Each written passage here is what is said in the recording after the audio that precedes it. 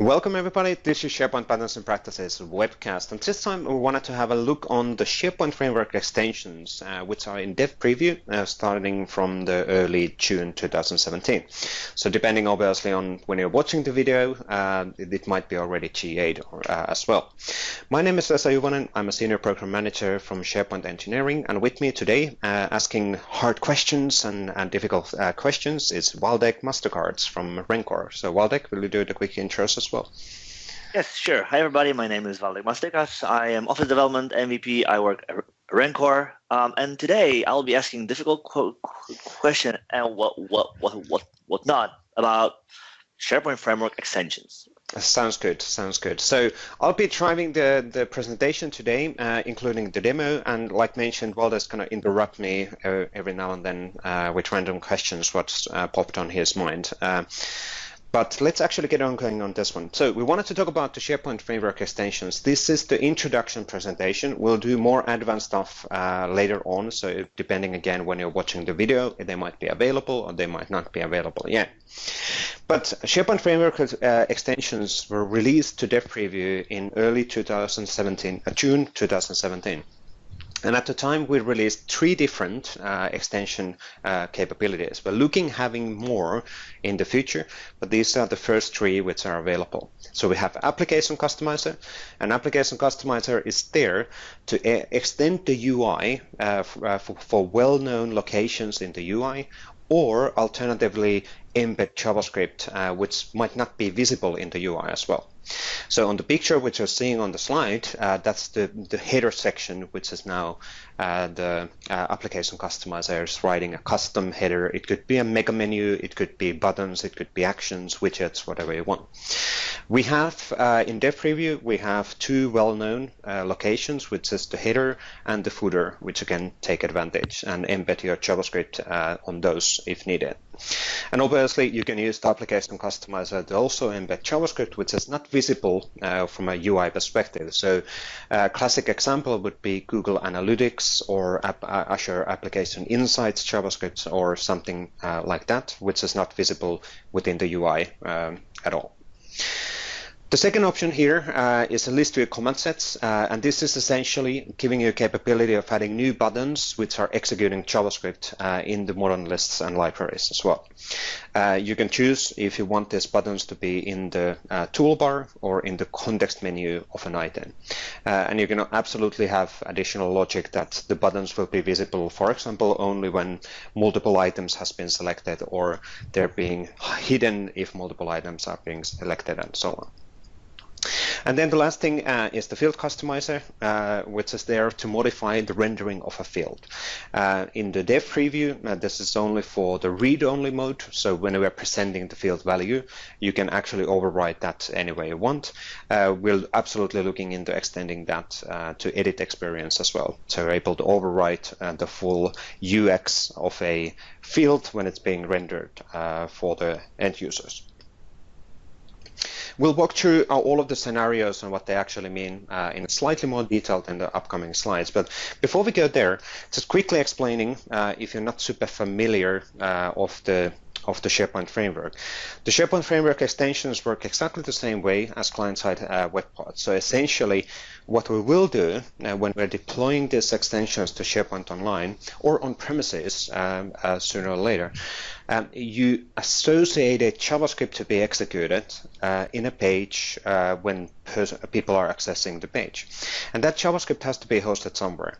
So as part of the package which we are deploying to SharePoint Online, we'll only add the definition of the customization, like the extensions or client-side web part, and then we pinpoint a location where the actual manifest or the bundle is being hosted. And that essentially means that we're loading that JavaScript file from a CDN. It could be Office 365 CDN, Azure CDN. Technically, it can be a library or a folder also in your SharePoint 365 tenant. So you don't have to use a CDN to host these assets. There's separate webcasts available for the considerations of what kind of CDN you should be using and what's the impact of your chosen model. Good. Now, let's actually quickly go through these individual things, and we can talk about the scenarios together with Waldek on all of these. So, application customizer. So, like mentioned in the intro, this is used to embed a visible or hidden JavaScript on a SharePoint site. And you can associate that to be available in a site collection site or in a list scope. So essentially, if you associate your application customizer in a site collection scope, then anywhere in the site, all of the pages or lists and libraries, site contents menu, and so on, your extension will be executed. If you're doing that on a site level, it's in a site. You can also do that in a list level as well. And then in practice, how do we do this? Is that we implement our customization, and then we get it deployed to the SharePoint Online. And then we say for the scope, for example, site collection, user custom action collection, that, hey, there's a user custom action available with this particular client-side component ID. The client-side component ID refers to the unique ID of the extension, which is then stored, or the definition is stored in the app catalog. So getting these extensions available within the sites means that you, in production usage, means that you need to get the extension solution deployed in the app catalog, and then you are able to associate that to be used within a site collection level. So the one thing that I want to ask is, how would you associate your client-side component with the property on a scope? So either the site collection site or a list? Yes, excellent question. So there's multiple ways of doing this. So right now in the dev preview status, you actually need to install a SPFX solution to the site to get it visible. As part of the installation of the solution, which in the future can be fully automated, and there will be alternative options as well. You can, for example, execute feature XML, which is then automatically being executed and applied to that, for example, site user custom action collection. So when the solution is getting installed to the site, like an add-in solution or SharePoint Framework solution is getting installed to the site, you'll get that association available. Alternative way to do that is absolutely to use remote provisioning. So you'll get the solution packets available in the app catalog, and then whenever you're provisioning site collections and sites using the remote provisioning techniques, you're just associating the right client-side component ID to the site. Or you can use, let's say, PnP PowerShell, which has a native PowerShell commandlets for associating user custom actions, as an example, to the site. And how about a scenario when you would like to create a new site and you would like the application customizer to be already included in it? Would you be able to achieve that today or not? Well, technically, if you use the remote provisioning techniques for creating the site, yes, as part of that remote provisioning process, you would associate that. But if you're looking into doing an out-of-the-box, going through the out-of-the-box provisioning flow, right now, currently today, when we're recording this video, there's no extensibility points for that. So you cannot actually get that association to be available automatically. But we're looking into having those extensibility points within the native provisioning as well. Another thing that I wanted to ask is, what if you would have 2 or 3 of them in the same scope? How would that look like? Would the last one override the first one, or would it be stacked? Yes, good question as well. So they would be actually stacked. So we're not overriding the other extensions. So if you're taking advantage of these placeholders and you're adding another placeholder from your extension, it's going to be stacked on the placeholder, the section of the placeholder. So you can have multiple extensions, you can have multiple widgets, and in the placeholders as well. And of the top of your head, do you know any, let's say, do's and don'ts for it, especially the don'ts? Like, what is this not meant for? It's not meant to, so it's designed essentially, especially if you talk about the UX and adding those functionalities on a page, will give you an extensibility point to get access on the header and footer to start with, and future additional points as well. But we are we're asking people to then modify within that extensibility point. You should not use, let's say, the DOM structure way of modifying the site. So you should not embed a JavaScript using the application customizer and then use that to access the HTML DOM and then modify, for example, left menu. That's not what is intended to do, because we can't guarantee that the left menu will remain intact or there won't be any HTML modifications on that one in the future. We will give you the extensibility points, additional extensibility points and placeholders in the pages in the future. And that should absolutely unblock those kind of scenarios as well. Cool. Good. The next kind of customizer or next extension, which we talked about, is the field customizer. So the field customizer is really there to override the native field presentation experience. And the easiest way to kind of show that is probably from a picture as well. So there is a percentage field, and within the percentage field, we've overridden the presentation using a field customizer, which is now indicating the percentage in a bar. This can be used with site columns or directly for a field in a list, essentially meaning that you, as part of your provisioning, as part of your, let's say, adding a solution package on a site, you can, for example, create a custom field which has the needed client-side component ID associated, and then anywhere within the site collection or within the site, within site right now, that field is being used, then the association is picking up and your customization is lighting up on the UI. So does that work only on modern lists, or can you also use that in classic lists? This one works only in the modern list, at least for now, and most likely the classic experience, the classic list will not support these extensions. And that's because in the classic list, you can always fall back on the JS link way of doing the overriding of the presentation. And we don't want to kind of over complex things and having too many things to support as well. So it's mainly designed for the modern experience. Right. And does that work with all field types or only with numbers and text? So let's say the simple value fields. Technically, it works with all field types, so you can override any field type as well. The values what you're getting is definitely based on the field which you're using, and will provide guidance on the different field type and behavior. How to handle, for example, maybe taxonomy field, which would be much more complex from a implementation perspective. Right. And the scope is only a field, meaning single cell, right? It's not, can you reach out to the whole row in a list and then change that as well, or do you only have access to a single cell of the field? So right now it's designed to be accessing a single cell in the field. You can access within your code, you can do logic which is based on, hey, this item, these fields and these properties and these columns are within this item, and then you'll figure out what you want to present. You can access the data, but overriding the experience, it is designed for the field cell. So you'll have full flexibility, what do you want to do, but only within the field cell. We're looking again adding additional customizers in the future, and maybe there will be a row customizer or a list view customizer. Most likely, it is in. These things are absolutely in our backlog. Will we deliver them, and when? That's a different discussion.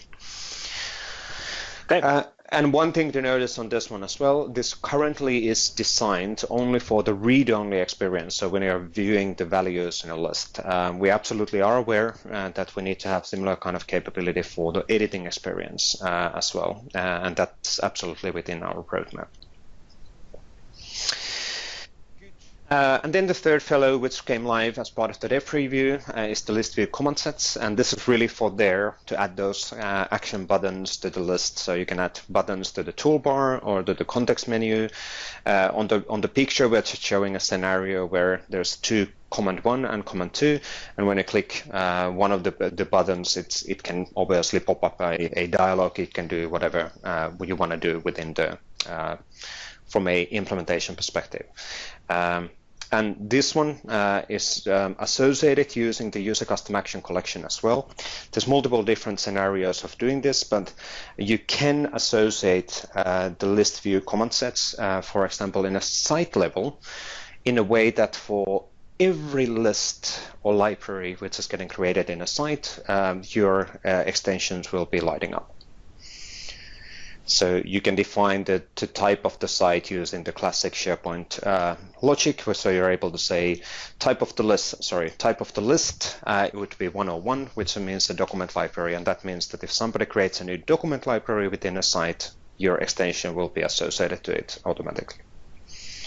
And is there a way to control the commands that you add, when they should be enabled and when not? So imagine that until you select an item in a list, they are turned off, and then when you select one thing or one item or more, they become enabled.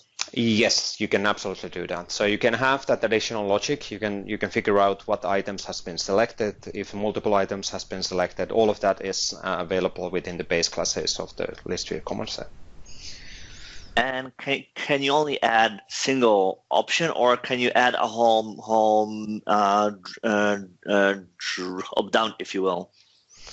You can add multiple items to the existing context menu or multiple items in a toolbar, if that's what the question was all about, in a single extension. Well, so I wondered whether it would be doable. So imagine that you had more advanced scenario where you would want to offer for a number of options, but you would not add them next to each other to clutter the UI, but you would have single menu option, and then when you open that, it dropped down on there. That would have, yes, exactly. So for now, that's not actually supported, and that's a good suggestion, good actually idea as well. In the same way, have that whatever we have flow and a drop down on the toolbar. Exactly, exactly. So, yes, absolutely makes sense. Good point. Good point. Good. So moving on things. So how do we actually create this, and how do we do debugging? So obviously, creation of these fellows is happening with a new version of the Yeoman templates. So the latest version of the Yeoman templates will ask you, do you want to create a web part, or do you want to create an extension? And then if you choose an extension, it's going to ask you what kind of an extension you actually want to use. And then the scaffolding actually happens.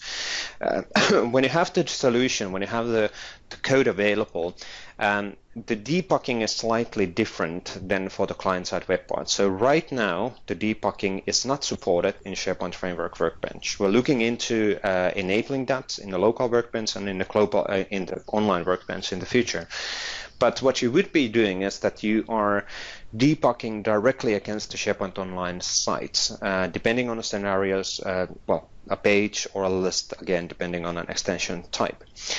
What you're doing is that you can use a specific debug query parameters in the browser to instruct SharePoint Online to load your local extension from a local host in the browser without installing anything on a site or without installing anything on an app catalog. So essentially, you can use the query parameters then to play around, test the stuff, and work around the development time experience for your extension. When you use the debug query parameters, when you use the debug query parameters, we'll show this allow debug manifest icon or warning, and then if you click yes, we're going to load the stuff from a local host. So is there a way to use that already in production? Because imagine I have a list with data against which I want to test my extension. So can I load the debug extension already to production, or do I have to have another tenant for it? For the dev preview, you need to use, and this is lighting up only in the dev tenants, but pretty soon we'll be lighting up the dev preview also in the first release tenants, and depending on when you're watching the video, that might have already happened. But the whole idea is that technically, when we go to the first release, if your tenant is using the first release option and you have an existing list and data in SharePoint Online, you can absolutely load your stuff on top of the extensions on top of that list. Good. So let's actually move into the demo. So let's have a quick look on how do we actually do development of these extensions. So how does the scaffolding actually works, and what are the options in the Yeoman? How does the development work, and how does the debugging actually work against the live SharePoint site? So what are the debugging query parameters and all of that, which are absolutely documented within our documentation as well. So let's jump to the demo, and we'll come back on closing the presentation after that. Cool. So on this demo, we'll have a look on the extensions. First of all, how to scaffold them, how to get essentially how to get started. So how do I scaffold them? How do I do development on them? And then also how do I do debugging on the extensions? Because like we went through in the presentation slide, the debugging is slightly different than with client-side web parts, at least during the dev preview. So we're looking into having additional support in the workbench as well in the future. So we're going to use the tutorial samples for this one. If you go AKMS, let me actually show you that one as well. AKMS SPFX extensions. So let me zoom down. This is the quick redirection to our extension preview documentation. Right now, the documentation is pretty limited, so we concentrated on getting tutorials available. But this one essentially is pinpointing what you need to do, and then we can click to build your first SharePoint extension. And in here, we start building the extensions. We build application extension, field extensions, and command set extension. Now, all of these samples and the tutorial outcomes are available in GitHub. So if you go github.com SharePoint SPDevFX extensions, you'll find the tutorial folder here, and you'll find also community samples. So right now, when we're recording this video, there's only one, but there's additional stuff coming pretty soon. Also from engineering to the sample section. So what I've done is that I pulled down the tutorials down. So if I do a listing of the folder, we can see that I have those 3 different outcomes from the tutorial available. And we'll have a look on them. Let's talk about the solutions. Let's talk about the actual deployment and all of that. But before we actually use the existing tutorial outcomes or the samples, let's talk about the scaffolding. So now if you have installed the latest version, of the Yeoman templates, there's some additional switches available in here. So let me slightly change that. So here we go. So we can call the solution as tutorial because I'm not actually going to do the scaffolding. It takes too long. And there's the type of the client-side component. So we can choose extension. And when we do that, it's going to ask what kind of an extension you want to start with. The key point here to understand is that you can absolutely have multiple different extensions and client-side web parts in a single solution, and in the future as well. But this is just the initial structure and initial starting point for your development, which is getting scaffolded. So if I, for example, choose list command set, it's going to ask me the name for it, and then the description, and then it's going to do the scaffolding. In dev preview, when it gets started, the field option is the only one which actually has, let me actually show that, which only has the framework selection type. So if I go to the field customizer and we do this, we can actually see that there's the Node JavaScript framework and React. To be 100% clear on that one as well, you can always start with the Node JavaScript framework and then again hook in React, Angular, Knockout, whatever on that project as well. The initial scaffolding is just giving you the starting point. It doesn't mean that AngularJS would not be supported. You can absolutely use AngularJS. If you're using a newer version of the AngularJS or Angular, then there's some considerations on that one. But that's a different topic, so let's not actually go on that one today. Now, let's actually use the command, let's use the field extensions to start with. So I'll go there, cd field extension, there we go, and let me clear that one and start the code, which is actually already running. So here we go. So the field extension solution is looking exactly the same as client-side web parts. It doesn't really matter are you using client-side web parts or extension, it's going to scaffold the basic structure, which is looking exactly the same. So the config folder has familiar configuration files, the package solution is there, the config JSON is there, and all of that. So if you have done client-side web part development in the past, exactly the same structure. All of the tasks are exactly the same as well. So just quickly pinpointing that one out. So if we do gulp tasks, we can actually see that the basic structure is exactly the same within the solution. There we go. Exactly the same commands which are available well after this update as well. Now, because this is a client-side, field customizer, we by default provision you this field customizer and starting point. And in this case, we already slightly extended that implementation. So what we've done is that we override the onRender cell to essentially show a bar related on the percentage of the value. So this is meant to be used with a number field, and based on the cell value, we are then increasing the width of the internal div. So it will then show that in a graphical way within the UI. Now, obviously we want to test this. We want to do debugging of this code. When you're modifying your code, you want to debug the code as well. So how do we actually do that? The workbench isn't usable because it doesn't yet support extensions. We're looking at like mentioned, we're looking at that support there in the future. But you can actually do debugging against the live data in SharePoint Online. And let me show how that can be actually done.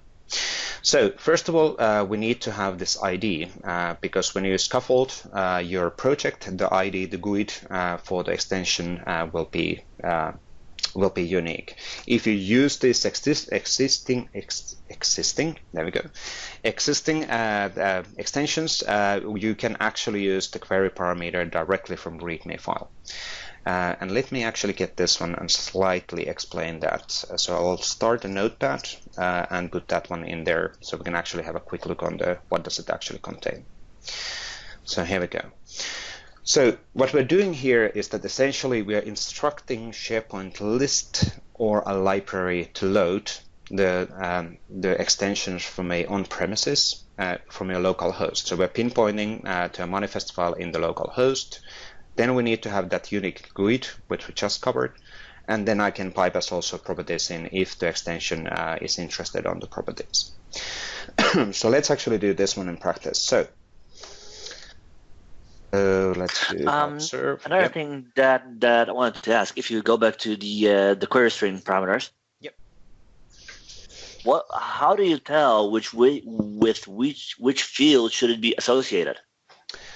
Yes, good point. So I somehow skipped that one completely. So here we go. We're saying field customizers. This is a field customizer. We're saying the field name, and then we're associating that client-side component ID, client-side component properties dynamically using this query parameter to that field, which is in the list.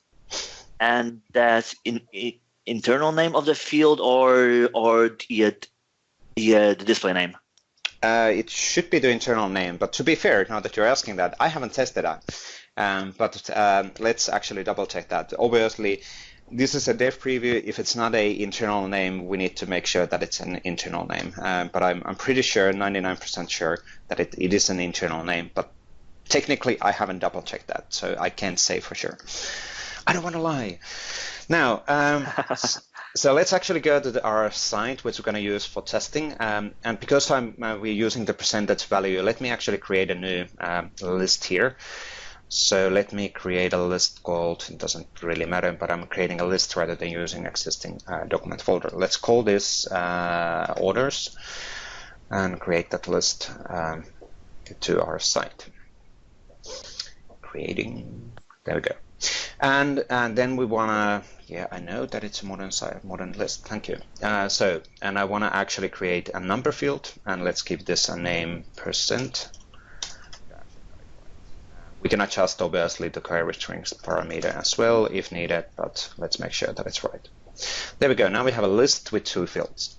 And to be able to obviously see the different presentation for the field customizer, let me add a few items here. Item A, and the percentage is 30. And let me add another one as well, so we can actually see the different behavior. Item B, and the percentage value is 80. Good. So now we're on the list, and in here we can, like mentioned, we can use the query parameters as long as our local host is actually running. So we will dynamically load the manifest and the extension from our local host. So I'm going to actually copy this value. Technically, in this case, my customization doesn't care about the properties, but we can leave them there. It doesn't really matter in this case. And I can come in here. I can get rid of all of the additional stuff from the URL. Technically, it can be there, but it's just easier to show what's actually happening. So we're in all items URL, and I'm going to paste in that full string as a query parameters in, which is saying load SPFX localhost from a local host, and that's the customizer, and that's the field. So let's do that. And in this case, you'll get a warning around the debug manifests. So I can actually then say, yes, please do load the scripts, and voila, we have a different presentation for the field customizer. So now you can see that the presentation of the value for that percent field is changed. And now I could go and do modifications in the Visual Studio Code. It would recompile the code in a local host, and then I can do a refresh and see that it's working properly. Or if you have a complex field, give me 1 second. You can absolutely also do debugging in here as well. So getting in here, which we haven't done that awesome job of explaining how to do this. But there's my code. Let's actually extend that. That's my customizer. There's the actual code, so I can put a breakpoint in here. Let's request this one again, so we can actually hit that one to happen in practice. Come on. Press enter, that helps. So let's load the debugging scripts, and there we go, we're hitting a breakpoint. So then I can actually do analysis of the what's in the event and what's actually, oh, there's a cell div and there's additional things and all of that. So I can do modifications. Cool. Yes, you had a question, Waldek. Sorry for. Yeah, it's okay, cool. What would we see if you would associate multiple field customizers with a field? Would they stack similarly as the app customizers, or would the last one override? Would you have error? In that particular case, in the application customizer, they're getting stacked. But in the field customizer and the field presentation, I haven't technically, again, I haven't tested this by myself. It's a good point. I should actually test that. But it should actually override the value. So it's not meant to be that you will have multiple field customizers in a single field. And why is that? Well, the reason for that one is that we're associating right now, technically, the field customizer using the client-side component ID, client-side component properties in an SP field object. So let's actually quickly have a look on that one. It's a great segue to actually show this one as well. So if I want to automate my full deployment of my field and everything else, and my application customizer, sorry, my field customizer being associated directly to the field, I can do that using the feature XML or remote provisioning techniques. In the tutorial demos, we're actually using feature XML, so you're able to deploy the customization to a site and then associate this percentage field to a list, and voila, it will work. So there's only one property within the SP field, which is the client-side component ID. And the client-side component properties. So you cannot actually have multiple components associated to it. Gotcha. And based on that, it seems like, well, you can't really tell, right? Because here the display name is set to percentage, internal name is SPFX percentage, but because we already set the client-side component ID here, you can really tell whether that's associated via display name or internal name. So and this one isn't proving, yeah, that's a good point. This one isn't proving that discussion. We need to double check that one in a different setup. And then another thing, you mentioned that there's an additional attribute that you can use called client-side component properties. to pass properties? Yes. So the additional thing is the client-side component properties. So in our tutorials, if I'll actually break this one, we actually show how to do that in the app app extensions. So let me actually show you that, because it is slightly could be slightly complex to actually get it configured. That's a good discussion point though. So in the application customizer, we are actually bypassing. So let me slightly adjust the zooming. There we go. Bypassing the client-side component properties as well. So the whole point is that your implementation can be parameterized based on an instance on the site. The challenge of that one is obviously you're bypassing a JSON value, but you need to encode that properly to make it work. Cool. Good. And let's do a quick demo also on the, so what did we have on the command extension? So CD command extension actually helps. So let me clear that one, and we are in the command extension folder. So let me actually quickly have a look at this one as well. And let's go to the source. This is a command set. The command set looks slightly different. It has a slightly different looking manifest JSON, although the basic structure is the same, but you actually define those commands which are visible in here. And then this is the unique identifier for your code. So whenever somebody clicks a button, you can actually then do a logic based on that unique ID. And this tutorial demo is taking advantage of a new fellow, which is the dialog, which is part of the dev preview as well. So it's being released to be tested. If you could go back to manifest. Absolutely.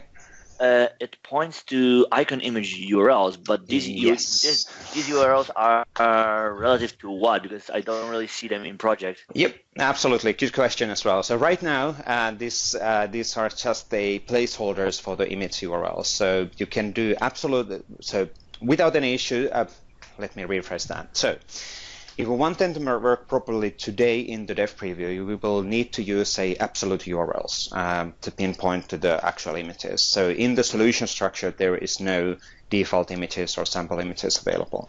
We're looking into having that additional logic in the packaging so that you can easily have the assets and the images in the solution packages as well. And apparently there's one MVP called Waldek who has written something related on this one in his blog. So What? Who's that?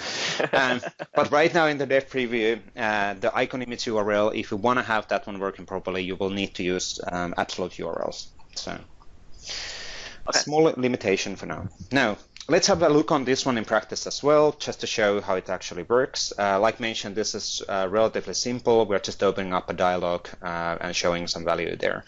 But let's flip back on here. Let's do gulp serve and no browser because no point of opening up the local workbench. That's going to start doing that. Then I'm going to go to the README because obviously, how could you remember the debugging URLs? So I'm going to actually take the debugging URL from here. And let me double check the values, A74, and back to the README, and we can see that it's A74. So all good. Oop. Now in here, this is looking slightly different. So let me go back on the notepad so we can actually more easily see this. So this one is looking slightly different than the field customizer because again it has a slightly different behavior. What we're doing here is that we are essentially saying that we have a custom action command set customizer or command set, and then we're saying that the location is client-side extension list view command set command bar. And using this, you can actually adjust where the button is being visible. So you can actually do command set or command set dot context menu, which would actually mean that it's visible in the context menu on the list. Or you can actually get rid of the whole additional thing here, and this would mean that the button is available in the context menu and in the toolbar. So let's actually test that. Let's double check that our local host is running. That's good. Let me go back on my my browser. So where's my browser? There's my browser. There we go. Let's change the debugging URL. So I'm going to actually get rid of that all the way through the all items.aspx and paste the other debugging URL in. Okay, it's going to again warn me on the debugging manifests, load debug scripts, all good. And there we go. Now we can see 2 additional commands here. And if I do an context menu, I can see those fellows here as well. And if I click, for example, the command 2, it is using the dialog framework. So I can do something like, hello there from a demo, and then clicking OK, and then it's doing an alert of additional information.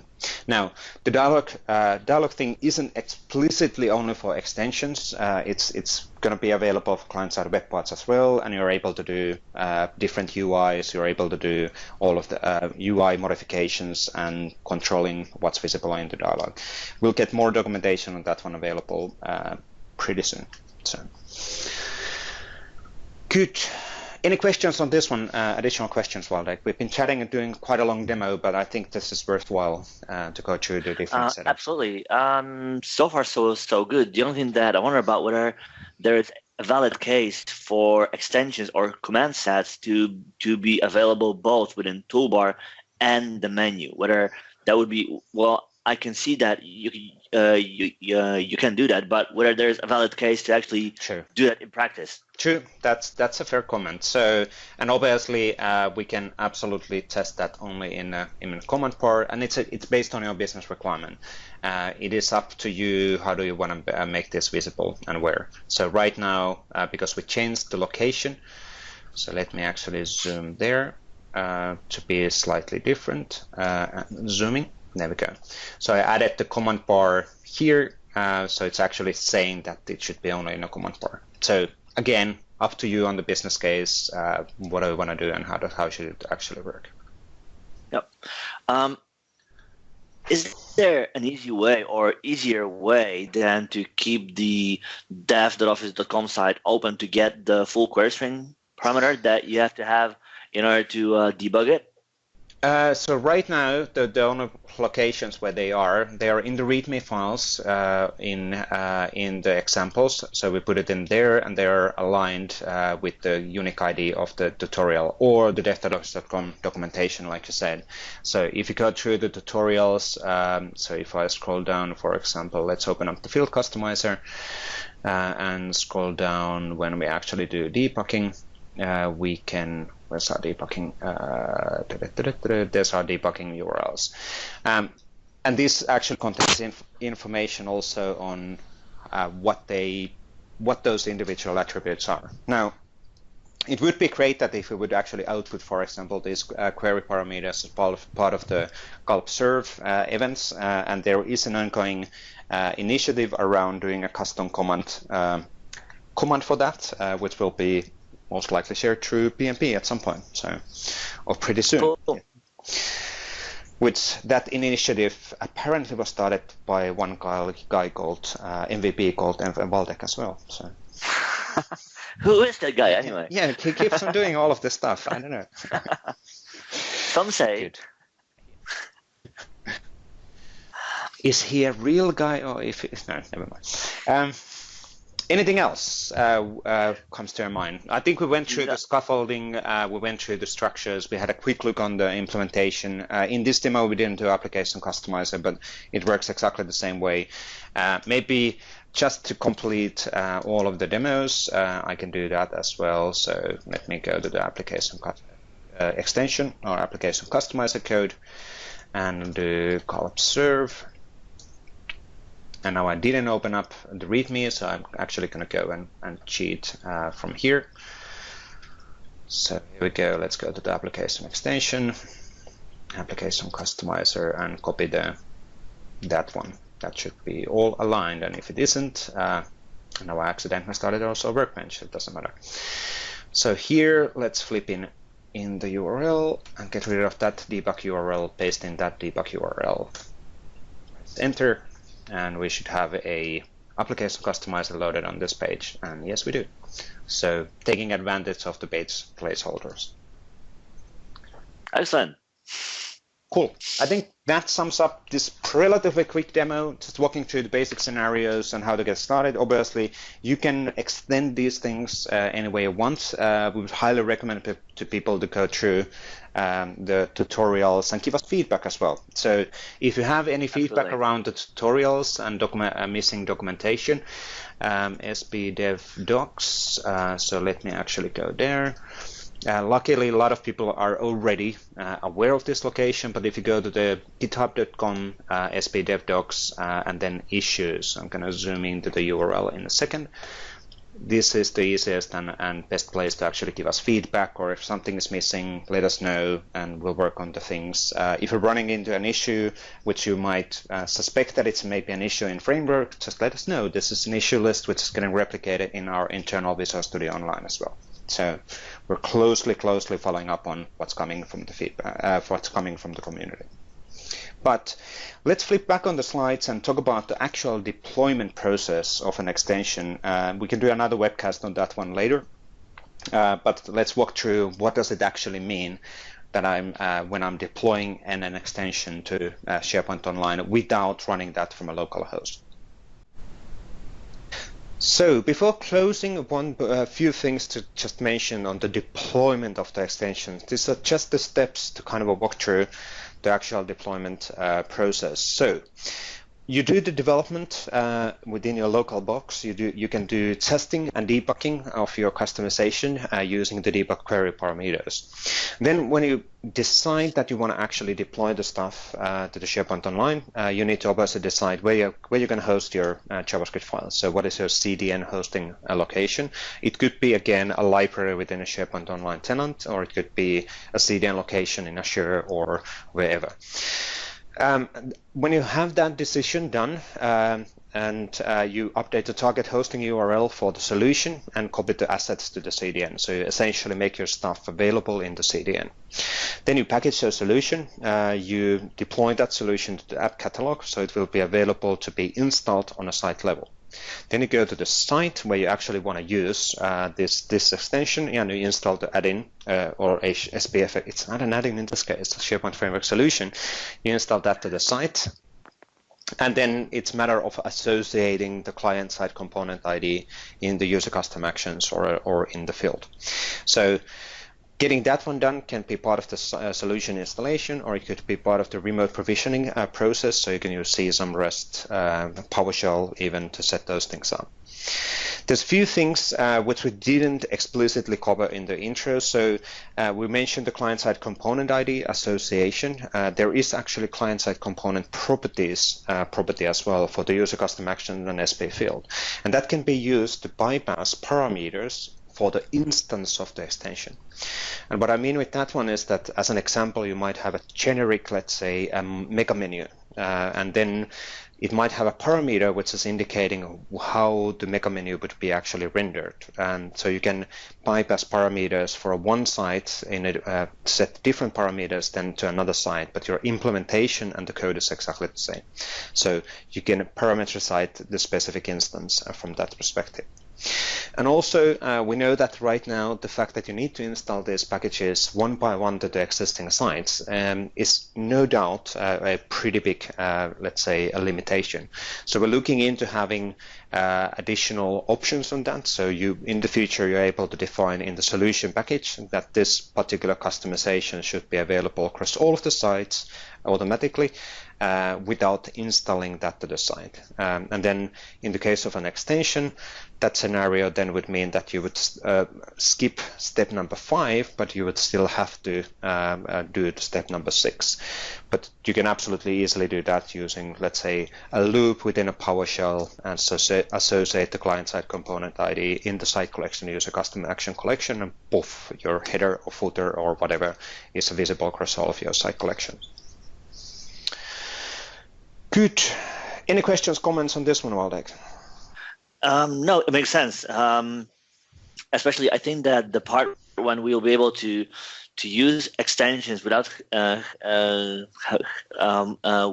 need to install them in every site will simplify things a lot, right? But Absolutely. that's so today when we record the webinar, or the webcast, it's still not there. But I mean, it depends.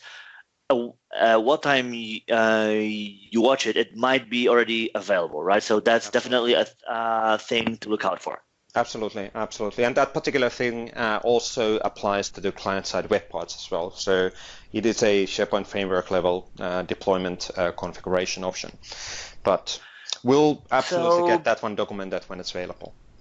Yeah, and before we close, I wanted to ask one more thing, right? So you mentioned that you can use the properties to associate you can use property to store properties so that you don't need to pass them through the query string. And you used as example the how to show mega menu, right? Yep.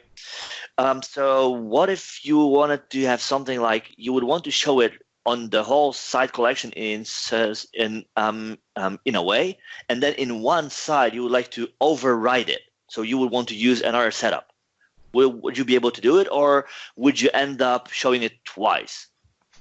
That would really depends on the implementation of the customization, but by default you would be showing it twice because you would have to associate a different user custom action to the site level on that specific site. You would have a site collection level association, and then for specific site it may be a site level association.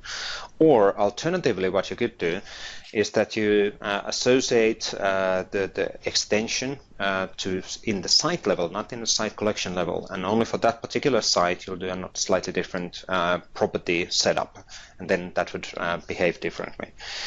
Right. So there's a few different options there.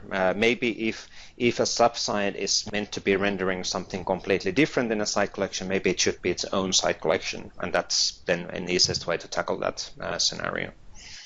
Yeah, or you could use property bag of the site and then in your own code check whether there's override of the values or something similar, right? Yes, theoretically, yes. There are certain limitations on the property bag based handling, but you could have, let's say, you could have a centralized list. Exactly, you could have a centralized list within a root of the tenant where you have extension exceptions, and then your code is checking configuration from there and changing the behavior based on that. So even in the mega menu scenario, probably you don't want to hard code your mega menu items to your extension code.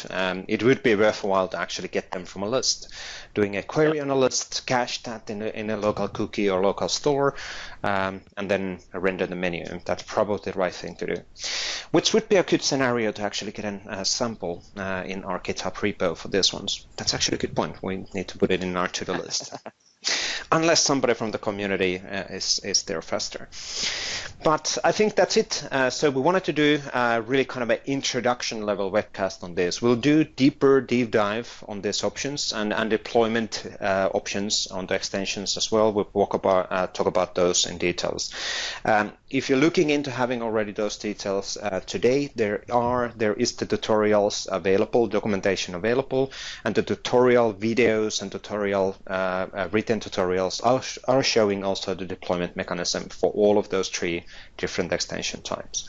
So you can have a look on that guidance, which is available in the dev.office.com/SharePoint or AKMS, SPFX, SPFX extensions, so you can easily access that information. It will be also in the webcast notes.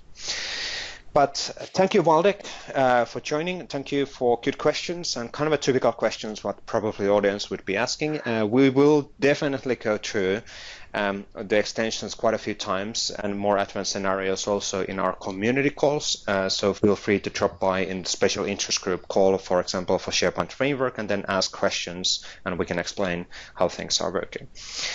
But thank you, Waldek. Any last words from your side? I would definitely encourage everybody to give it a try, and if there is anything that either you do not understand or you miss or anything at all, let us know. Submit issues and your ideas and help us improve it. Absolutely, absolutely. Don't be a stranger. Let us know if there's something what you don't like or something which should be improved, or the debugging experience is I don't like it. Let us know.